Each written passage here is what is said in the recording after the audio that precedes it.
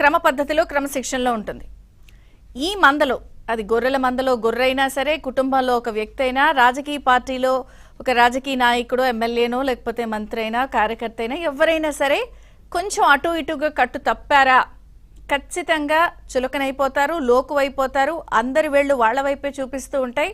తీవ్ర వివాదంగా మారే అవకాశం కూడా ఉంటుంది. దాని ప్రభావం అందరిపై కూడా పడుతుంది.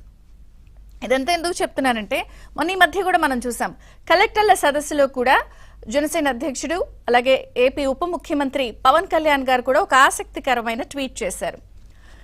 United we stand, divide we fall. నిజంగా మాట చిన్నగానే ఉన్నా కూడా అర్థం చాలా పెద్దగా ఉంటుంది. అదేంటంటే మనం విడిపోతే పడిపోతాం అనే అర్థంలో ఉంటుంది. United we stand, divide we fall. తాజాగా ఈ ట్వీట్ కూడా చాలా సంచలనమైంది. పోనీ ఇంకొంచెం మనము తాజాగా జరిగినటువంటి మహారాష్ట్ర ఎన్నికల ప్రచారంలో కూడా ఒక స్లోగన్ యావత్ దేశాన్ని కూడా ఊపేసింది. ఉత్తరప్రదేశ్ ముఖ్యమంత్రి యోగి ఆదిత్యనాథ్ గారు మహారాష్ట్ర బీజేపీ ఎన్నికల ప్రచారంలో ఇచ్చినటువంటి ఒక స్లోగన్ బటెంగేతో కటెంగే. అంటే మనందరం కూడా కలిసి ఉండకపోతే, విడిపోతే, విభజించబడితే దాని పరిణామాలు చాలా తీవ్రంగా ఉంటాయని అర్థం వచ్చేలాగా ఉంటుంది. బటెంగేతో కటెంగే, అది హిందీ పదం. So united we stand, divide we fall.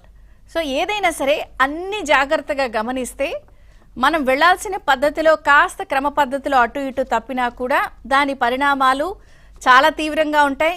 మనోభావాలు చాలా తీవ్ర స్థాయిలో దెబ్బతింటాయి. అసలు ఏంట్రా అనే ప్రశ్న వచ్చేస్తుంది. ఇప్పుడు ఈ అంశం ఎందుకు అవుతుందంటే, ఆంధ్రప్రదేశ్లో గత 3-4 రోజుల నుంచి జరుగుతున్న వ్యవహారాలన్నిటిపై కూడా ఏపీ ముఖ్యమంత్రి చంద్రబాబు గారు చాలా పూర్తి స్థాయిలో దృష్టి పెట్టారు. ప్రధానంగా నూజివీడ్లో విగ్రహావిష్కరణ జరిగినటువంటి సందర్భంలో అక్కడ చోటు చేసుకున్నటువంటి పరిణామాలపై యావత్ ఆంధ్రప్రదేశ్లో అటు పార్టీ క్యాడర్ కానీ, ద్వితీయ శ్రేణి నాయకులు కానీ, కార్యకర్తలు కానీ సోషల్ మీడియా వేదికగా ప్రశ్నలు, పెడుతున్న ట్వీట్లు, పెడుతున్న పోస్టులన్నీ కూడా చాలా తీవ్ర చర్చనీయాంశమైంది. చాలా దృష్టి పెట్టాల్సిన అంశంగా మారింది. మీడియా కూడా మాట్లాడింది ఈ అంశంపై, ప్రజలు మాట్లాడుకుంటున్నారు. అంటే ఒక క్రమశిక్షణ పద్ధతి లేకుండా ఎవరైతే మనం గమనిస్తే విగ్రహావిష్కరణ కార్యక్రమంలో అది సరే ఏ పార్టీ ఏర్పాటు చేయకపోయినప్పటికీ కూడా వేదిక పంచుకున్న వ్యవహారంపై చాలా చర్చనీయాంశంగా ఉంది. ఎందుకంటే మనం జాగ్రత్తగా చూసినప్పుడు ఈ వేదిక పంచుకున్న వాళ్ళంతా కూడా గత ప్రభుత్వంలో ఉన్నప్పుడు, ఇప్పుడు ప్రస్తుత ప్రభుత్వంలో ఉన్న పార్టీలన్నింటినీ కూడా తీవ్ర స్థాయిలో నానా దుర్భాషలాడారు, వేధించారు. చాలా అక్రమ కేసులు పెట్టిన సందర్భాలున్నాయి.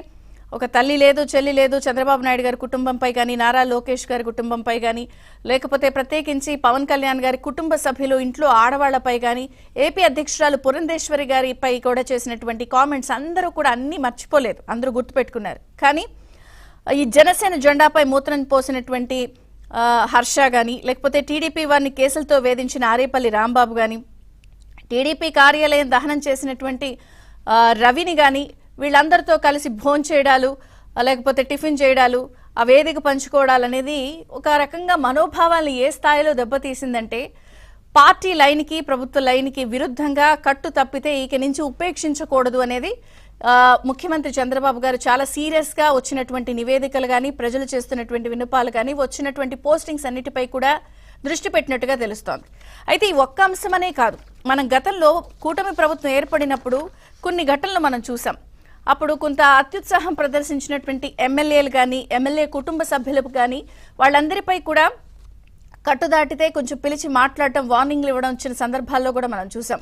తిరువూరు ఎమ్మెల్యే కొలిక్పూడి శ్రీనివాస్ గారు కానీ, లేకపోతే పుల్లారావు గారి భార్య బర్త్డే సెలబ్రేషన్స్లో పోలీసులు అప్పుడు పార్టిసిపేట్ చేయడం, బర్త్డే కేక్ కట్ చేయించడం వ్యవహారంలో కానీ, మంత్రి రాంప్రసాద్ రెడ్డి భార్య పోలీసులకి వార్నింగ్ ఇచ్చిన వ్యవహారం కానీ, ఇలాగే కొల్లు మాధవి భర్త గుంటూరు పశ్చిమ నియోజకవర్గానికి సంబంధించి వచ్చిన ఆరోపణల విషయంలో కానీ, కేవలం ఒక టీడీపీ అనే కాదు జనసేన విషయంలో కూడా మనం చూసాం.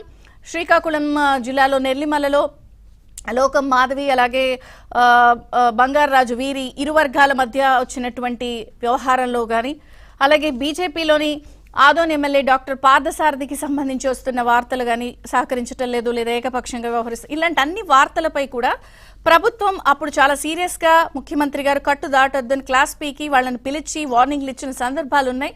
సరే కొంత సెట్ అయ్యారని అనుకునే లోపు మళ్ళీ ఇలాంటి వార్తలు రావడంతో ఒక రకంగా ఇది బ్యాడ్ సిగ్నల్స్ వెళ్లే అవకాశం ఉందని చెప్పి అందరూ మాట్లాడుకుంటున్న నేపథ్యంలో చంద్రబాబు గారు పూర్తి దృష్టి సారించినట్టుగా కూడా తెలుస్తోంది. ఈ ఒక్క అంశమే కాదు, మనం ఈ రేషన్ బియ్యం గోల్మాల్ వ్యవహారం కూడా చూస్తే బందర్లో పేర్ని నాని ఆయన సతీమణికి సంబంధించిన గొడౌన్లలో రేషన్ బియ్యం వ్యవహారంలో కూడా సంచలన విషయాలు వెలుగు చూస్తున్నాయి. మొదట ₹1 కోటి డీడీ, ఆ తర్వాత ₹70 లక్షల డీడీ పంపించి ఆయన ఒక రకంగా తప్పును యాక్సెప్ట్ చేసినప్పటికీ కూడా వారి కుటుంబ సభ్యులు లేకపోతే పేర్ని నాని గారు అరెస్ట్ కాకుండా, ఆయన సతీమణి అరెస్ట్ కాకుండా, లేదా వాళ్ళ అజ్ఞాతంలోకి వెళ్లేందుకు సహకరించిన వ్యక్తులు కూడా కొంత టీడీపీ పార్టీకి సంబంధించిన వ్యక్తులే ఉన్నారని చెప్పి ఇంటెలిజెన్స్ ద్వారా సమాచారం అందడం పట్ల కూడా ముఖ్యమంత్రి గారు సీరియస్ అయినట్టుగా తెలుస్తోంది.